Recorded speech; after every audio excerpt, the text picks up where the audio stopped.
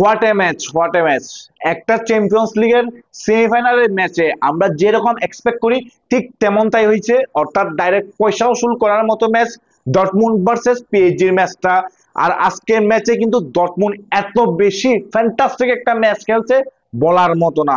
আর Dortmund যে এত ভালো ফুটবল খেলবে সেটা আমার কল্পনাতেও কি ছিল না, তাও পিএসজির বিপক্ষে। আজকে কিন্তু ডর্টমুন্ড এই জিতাটা ডিজার্ভ করতো। আজকের ম্যাচে ডর্টমুন্ড পিএসজি থেকেও ভালো ফুটবল খেলছে পিচের মধ্যে।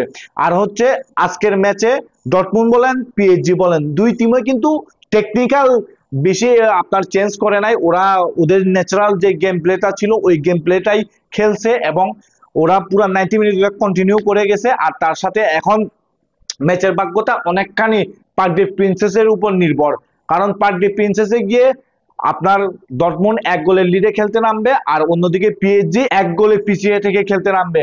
এখন দেখা যাক পিএসজি ভালো করতে পারেন নাকি আপনার ডর্টমুন্ড পিএসজি কে হারাই ফাইনালের টিকিট নিশ্চিত করে ফেলে।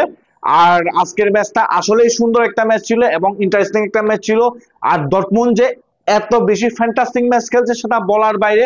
আর ডর্টমুন্ড এই যে এবারের সিজনের চ্যাম্পিয়ন্স লিগের গ্রুপ অফ ডেথ থেকে কেন চ্যাম্পিয়ন টিম হিসেবে ওরা রাউন্ড অফ 16 হচ্ছে, ওরা কেন এখনো পর্যন্ত সেমিফাইনালের দিকে আসে, সেটার প্রমাণ হচ্ছে আজকের ম্যাচটা দেখলে আশা করি সবাই বুঝে যাবেন কেন ডর্টমুন্ড এখনো পর্যন্ত হচ্ছে চ্যাম্পিয়ন্স লিগের সেমিফাইনালের দিকে আছে এবং কেন ডর্টমুন্ড সেই গ্রুপ স্টেজের গ্রুপ অফ ডেথ থেকে চ্যাম্পিয়ন টিম হিসেবে রাউন্ড অফ 16 কোয়ালিফাই করছিল।